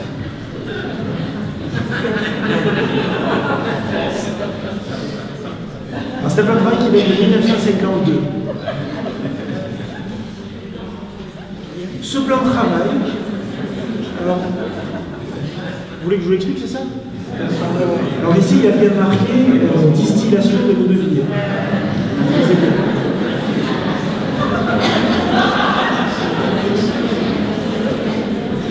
En fait, il a dû commencer mais pas finir parce qu'il n'était plus en état. Donc ici, on trouve les fichiers progressifs, les fichiers autocorrectifs, le fameux fichier flammé. Donc là, il y a du calcul vocabulaire. Et puis là, ce sont les recherches documentaires. Texte libre, conférences d'enfants, et puis travaux manuels. Là, il devait fabriquer un balai moyen. Et ça, ici, c'est le dispositif de coévaluation. On ne le voit pas sur cette image-là. Mais il y a en noir, c'est l'élève qui l'a fait, et en rouge, c'est Célestin Freinet qui a mis. Et donc c'est par superposition, c'est le principe des calques, qu'on va pouvoir faire correspondre les supports d'évaluation. Ce plan de travail-là, je vais vite, ce plan de travail-là, si on l'appliquait maintenant, il serait profondément inadapté. Parce que les enjeux de l'école en 2014 ne sont plus les mêmes que l'école en 1952. Et donc forcément que le plan de travail doit être adapté.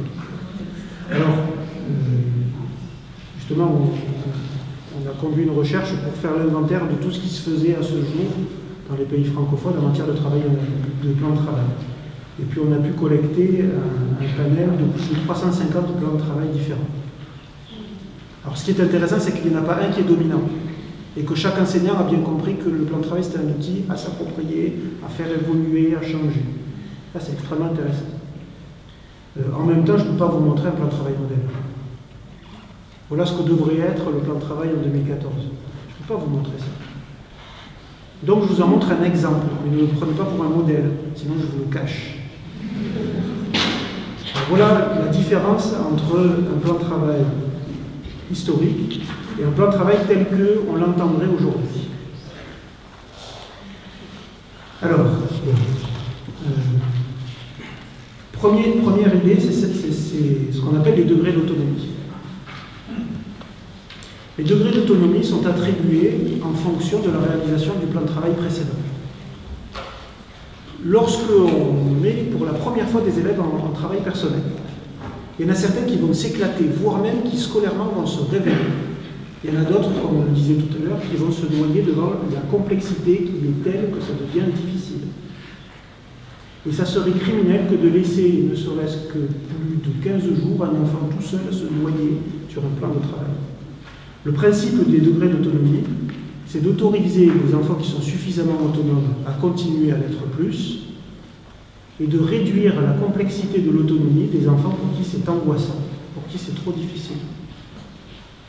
Donc là, dans celui-ci, les élèves pour qui il n'y a pas eu de problème pour la réalisation d'un plan de travail sont en degré d'autonomie 3, et ceux pour qui il y a eu des difficultés, ça a été laborieux, ils ne sont pas arrivés au bout, ils sont en degré d'autonomie 1. Les élèves qui sont en degré d'autonomie 1, ils travaillent avec l'enseignant. Et c'est l'enseignant qui leur dit progressivement, qui étaye leur tâche, de manière à ce qu'ils puissent terminer leur plan de travail eux aussi. Et qu'ils puissent s'essayer à l'autonomie en degré 2 la semaine d'après, ou la quinzaine d'après. Et puis si ça se passe bien, ils passent en 3. Et puis si c'est à nouveau difficile, c'est pas une sanction, c'est un accompagnement. C'est-à-dire qu'ils vont disposer de davantage de la présence de l'adulte.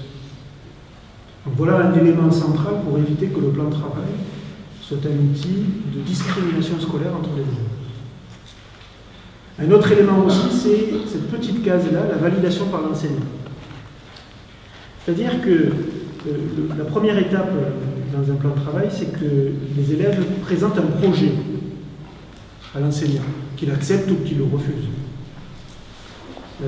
Si on laisse les élèves partir dans uniquement leur projet sans qu'il y ait un filtre par la validation par l'enseignant, pour le coup, alors il y a deux profils. Il y a les Marseillais et les grenouilles.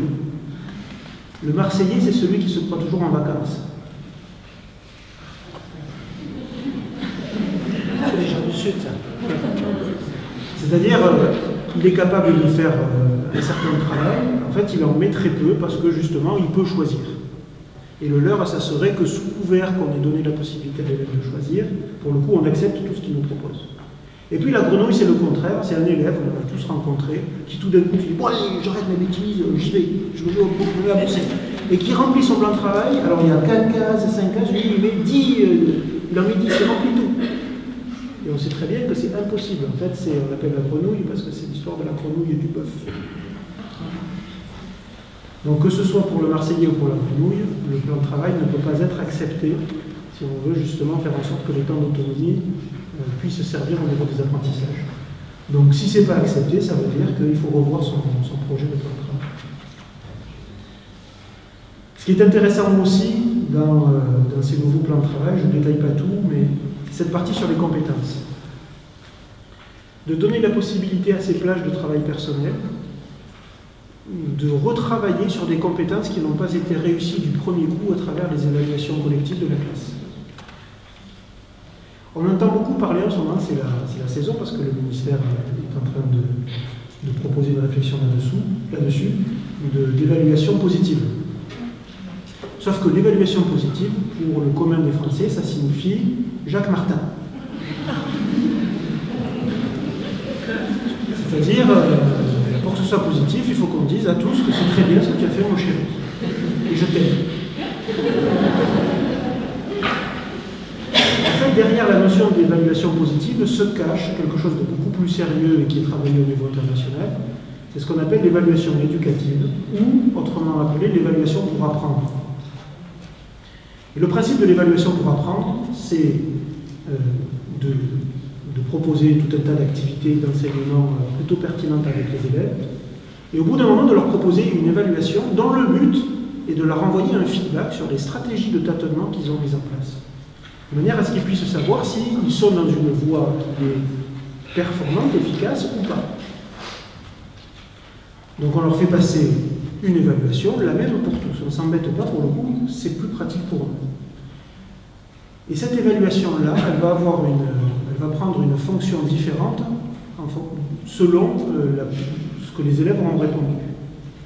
Si les élèves ont atteint le seuil d'exigence que nous on a fixé comme étant minimum, à ce moment-là, l'évaluation prend un caractère sommatif. Et ça se traduit doublement dans une classe coopérative, d'abord par la validation de la compétence, et de deux, par le changement de statut de cet élève dans la classe. C'est-à-dire que puisque sa compétence est validée, aux yeux de tous ses copains et copines, il devient potentiellement une personne ressource. On va son tour expliquer. Et on sait très bien que celui qui apprend le plus, c'est celui qui explique. Si l'évaluation n'atteint pas le seuil minimum fixé par l'enseignant, elle prend une dimension formative. Et donc on permet à l'élève de reprendre ses travaux et donc de travailler sur ses erreurs. Et donc là, l'erreur devient un outil pour apprendre.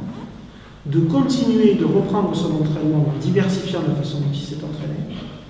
Et de lui permettre plus tard, qu'il estimera que son entraînement est bon, de repasser l'évaluation et de la valider si c'est bon. Le souci, c'est que comment on sait si tel enfant a besoin de suivre et de retravailler telle compétence? La seule façon, c'est d'utiliser le livret de compétences pour la raison pour laquelle il devrait exister dans toutes les classes, et non pas pour des raisons administratives. Un livret de compétences, c'est tout simplement le carnet de réussite de l'école maternelle. C'est-à-dire on coche tout ce qu'on sait faire. Et puis apparaît en filigrane ce que l'école attend de nous. Comme ça, on sait ce que l'école attend de nous. Et dans mon plan de travail, j'ai la possibilité d'aller piocher dans ces éléments-là que je n'ai pas validés du premier coup pour refaire mon entraînement. Voilà comment, à travers cet outil-là, on arrive à tendre vers un outil professionnel très contemporain, à savoir le socle commun. C'est-à-dire on se donne un outil qui donne la possibilité aux élèves de ne pas passer dans un cycle supplémentaire sans maîtriser les éléments de base de ce socle commun. Parce qu'on leur a donné la possibilité de continuer à s'entraîner, même quand ils n'avaient pas réussi l'évaluation du premier coup. Donc voilà, le plan de travail, il y a des choses à voir. Vous êtes mieux. Il nous reste 20 minutes, alors si on laisse continuer, il va aller jusqu'au bout. Hein. D'accord, donc 20 minutes, tout s'éteint. Donc n'hésitez pas, allez-y à poser vos questions, parce que vous avez quel diapo? Pas beaucoup, hein. Il me semble bien, donc n'hésitez pas, ce serait dommage de ne pas poser vos questions ou vos remarques ce soir. Mais on a toujours demain. Allez-y, oui. Le micro, il est à l'exact opposé. Allez-y, on vous entend.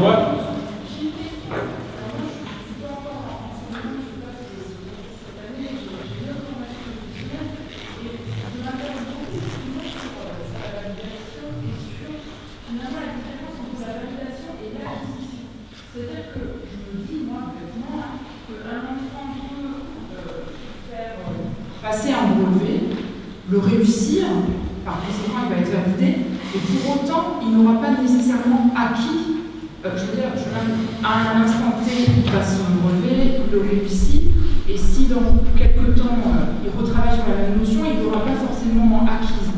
Voilà, moi je m'interroge par rapport à ces brevets, et je trouve que dans le système scolaire français, pour ce que j'en connais, on est beaucoup dans la quantité. Et pas, voilà, je m'interroge aussi quantité, qualité, validation, acquisition. Voilà, est-ce que vous pouvez nous éclairer un petit peu là-dessus? On n'a pas accès aux acquisitions des élèves. Personne. Même les meilleurs docimologues de la planète n'ont pas accès aux acquisitions des élèves. Ça se passe au niveau cérébral, ces histoires-là. Voire même soi-même, on ne sait pas trop ce qu'on sait, en fait. Donc pour le coup, on n'a accès qu'à de la validation. Le souci, c'est que on peut très bien valider une compétence de manière abusive, c'est-à-dire se tromper dans la validation. Ou valider une compétence et puis voir cet élève 6 mois plus tard avoir complètement oublié les savoirs qui sont en jeu. Alors ce qui est intéressant dans une classe personnalisée ou une classe coopérative, c'est que la validation a des conséquences. Première conséquence,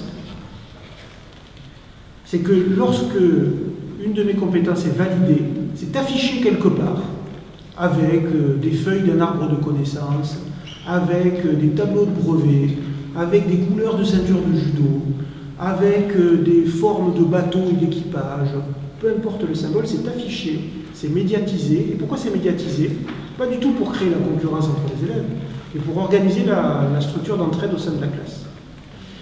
Et là, ce qui se passe, c'est que ça arrive, il y a des enseignants qui, au moment où ils sont prêts à valider sur le livret d'évaluation de l'élève une compétence, ils se tournent vers l'élève en disant « Est-ce que tu es d'accord pour que je valide ?»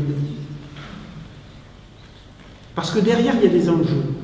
Parce que le jour où je suis validé, il y a des copains et des copines qui vont venir me voir, surtout si je suis dans les premiers qui réussissent à valider cette compétence dans la classe, et qui vont me poser une question terrible, c'est « Comment t'as fait ?» Explique-moi. Et si on l'a validé de manière abusive, pour le coup, on peut être en porte-à-faux. Donc il y a des enjeux, en fait. Il y a des enjeux là-dessus. Et le fait de valider une compétence dans une classe coopérative, on sait très bien, on n'est pas candide, on n'est pas naïf, que ça ne suffit pas à certifier sur la durée la permanence de l'apprentissage. On sait qu'à tel moment, apparemment, a priori, le seuil minimum que j'attends est maîtrisé. Mais ce n'est que 10 ans plus tard qu'on verra si la compétence elle est validée, et surtout pas dans les murs de l'école. En dehors de l'école, parce que les capacités de transfert, souvent c'est ailleurs. Ce qu'on est sûr par contre, c'est qu'en validant une compétence, elle va pouvoir être réutilisée par l'intermédiaire de la coopération.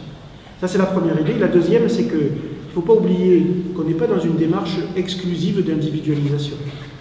On est dans une démarche de personnalisation. Et que j'ai validé la compétence sur les accords sujets-verbes ou que je ne l'ai pas validé, lorsqu'arrive le moment de toilettage de texte, tous les enfants sont dans la classe et sont soumis à la même activité. Et donc régulièrement, par récurrence des situations de rencontre, on est amené à réactiver des compétences qui ont été validées ou qui ne l'ont pas été. Et c'est aussi parce qu'il y a ces fameuses situations didactiques qui sont ritualisées, qu'au bout d'un moment, ça rentre. Au bout d'un moment, ça devient des automatismes. Le danger, ça serait de penser qu'apprendre correspondrait à comprendre. Donc apprendre, c'est le truchement de 3 activités intellectuelles à haute intensité.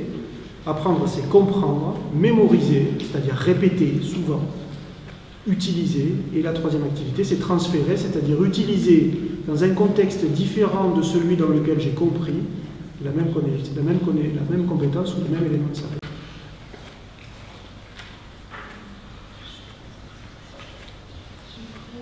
Jean. Sauf si quelqu'un avait le micro. Alors, Jean.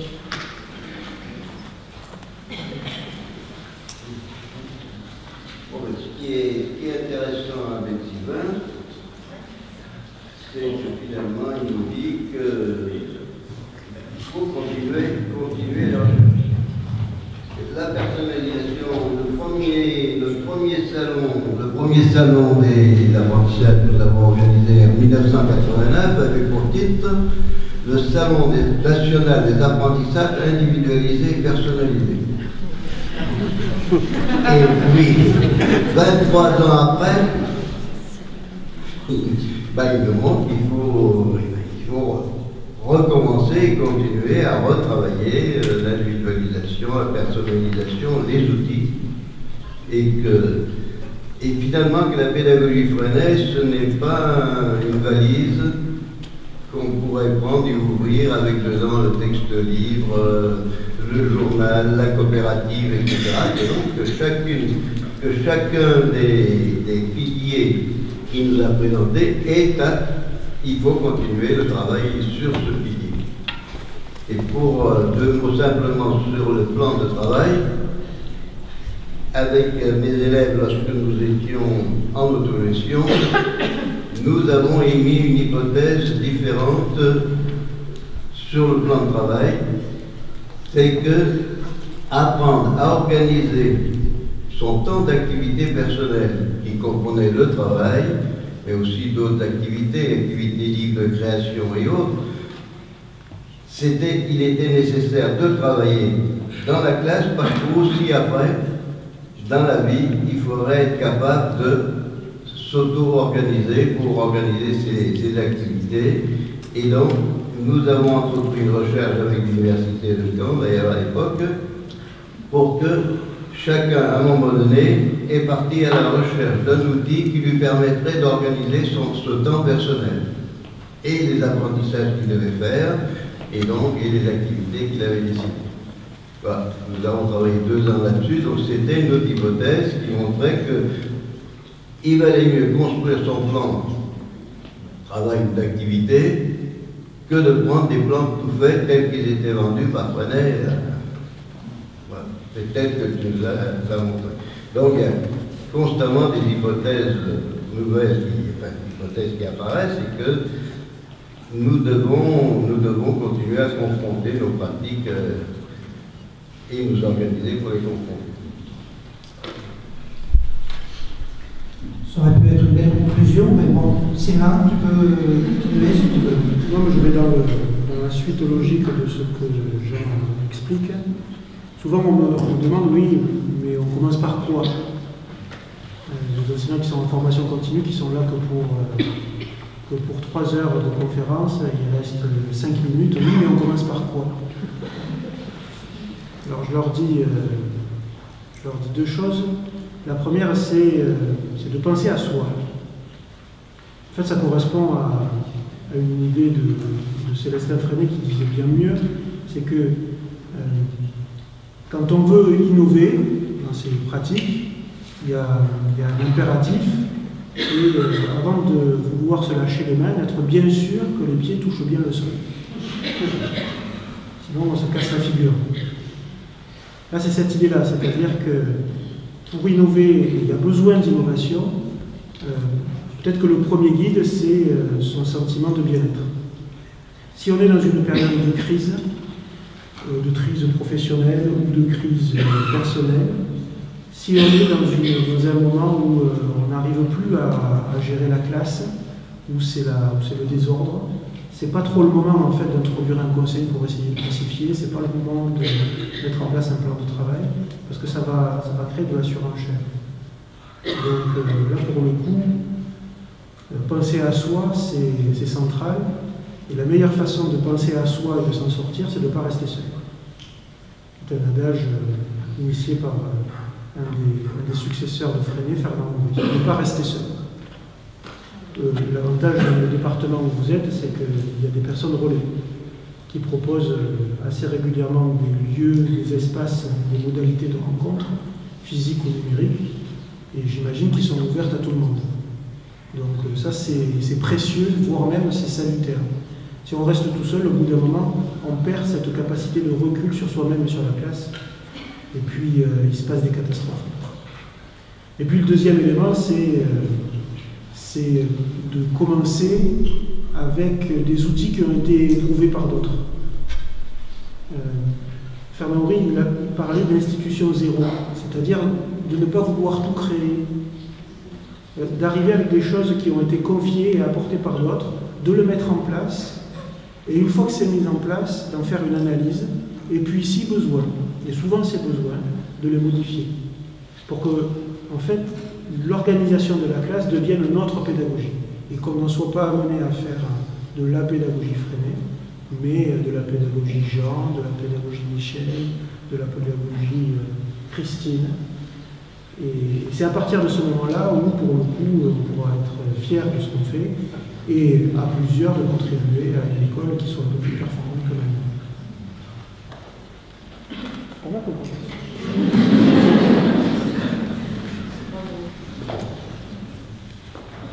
Il est fort quand même. Il nous reste 5-10 minutes. Tu as encore des choses à dire ou c'est fini? Il y aura plein de choses à dire encore. Oui. Allez-y. Micro. Hop, hop, hop. Interagir avec le micro, passer le plus vite possible. Ouais, merci pour moi. En ce qui concerne la motivation, je ne suis pas forcément complètement d'accord, dans le sens où des fois c'est aussi quand on se sent en difficulté, qu'on a envie de bouger, de changer un peu les choses. Mais moi je sais qu'à titre personnel, si j'en suis venu aux pédagogies alternatives, c'est parce que je sentais bien que ce que je fais dans la classe, ça n'avait aucun lien avec ce que je pensais à la société. Et c'est ça aussi, c'est que là, moi, je me sentais mal dans mon métier parce que j'étais pas en adéquation avec ce que je pensais être la vie et du monde. Et c'est de ce constat-là que je me suis dit, bah, change ce que tu fais dans la classe, et ça ira mieux. Oui, mais il y a une frontière bien délimitée entre le fait de ne pas mettre en adéquation son dire et son faire et le fait d'être en souffrance avec soi-même. De l'adéquation, c'est de l'inconfort.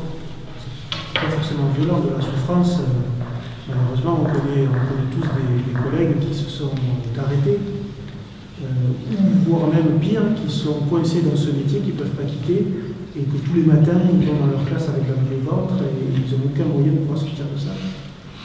Donc, ce que tu décris, c'est-à-dire à un moment donné se dire « Ah ben mince, j'ai pas choisi ce métier pour faire ça », là c'est une force incroyable justement pour se pousser à innover. Mais le fait à un moment donné de vouloir innover quand on est en train de se séparer de son conjoint, ou de vouloir faire appel à la pédagogie freinée parce que dans sa classe c'est tellement le désordre que tout le monde se plaint, c'est extrêmement risqué. C'est le risque qui consiste à créer du désordre sur quelque chose qui est de l'ordre de la véritable pagaille.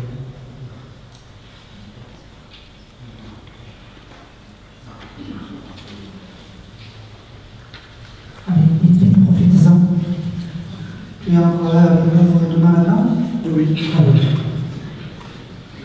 Moi j'en profite. Tout à l'heure on est parti en disant que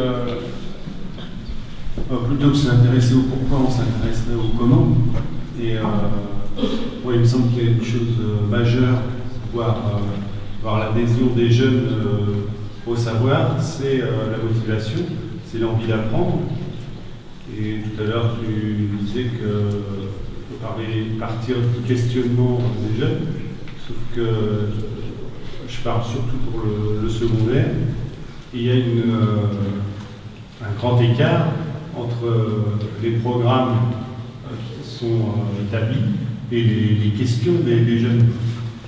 Donc là, je ne sais pas sur le comment si tu as quelques réponses là-dessus, mais je serais C'est Philippe Merlieu qui propose de ne plus utiliser le terme de motivation. Parce que, en fait, dans la bouche d'un prof, la motivation, ça rime souvent avec manque chez les élèves. C'est-à-dire, de toute façon, lui, il n'est pas motivé, donc qu'est-ce que tu veux, je peux rien faire pour lui. C'est-à-dire que la motivation, ça serait une sorte de prérequis d'accès à l'école. Et si on n'est pas motivé, on n'a rien à faire à l'école. Et la proposition, c'est d'utiliser le terme de mobilisation.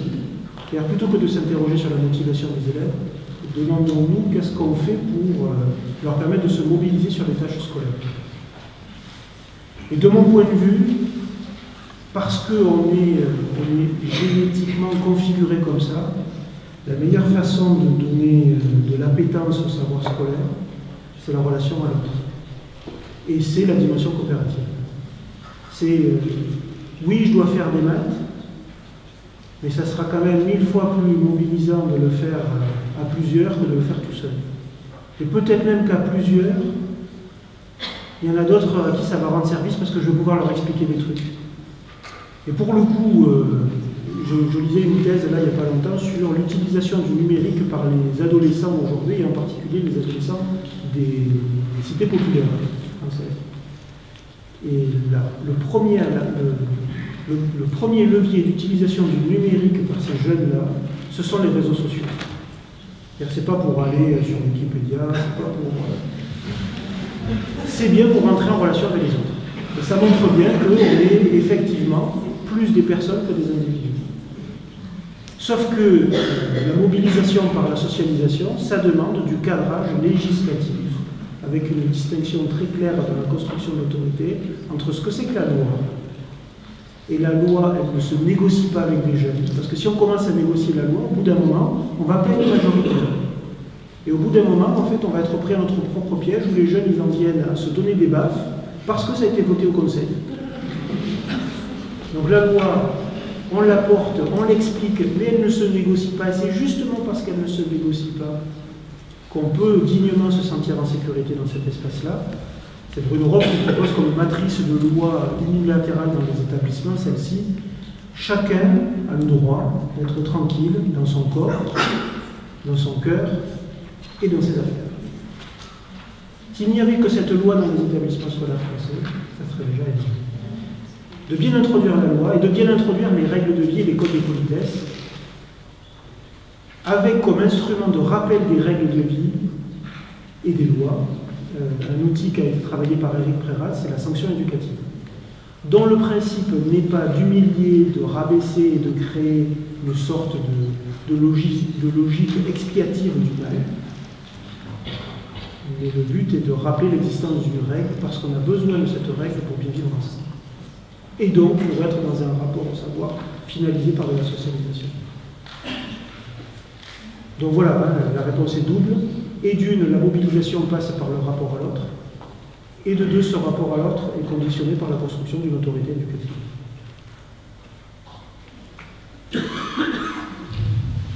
Le meilleur moyen de faire un bilan, on va dire un feedback pour Sylvain, c'est de voir si on a appris quelque chose de nouveau ce soir. Donc, à chacun de... Moi, j'ai appris des choses nouvelles, donc je suis content. Vous, je vous laisse maître de la soirée. Merci encore d'être venu. Rendez-vous demain matin avant 9h pour continuer notre salon. Merci à toi, Sylvain.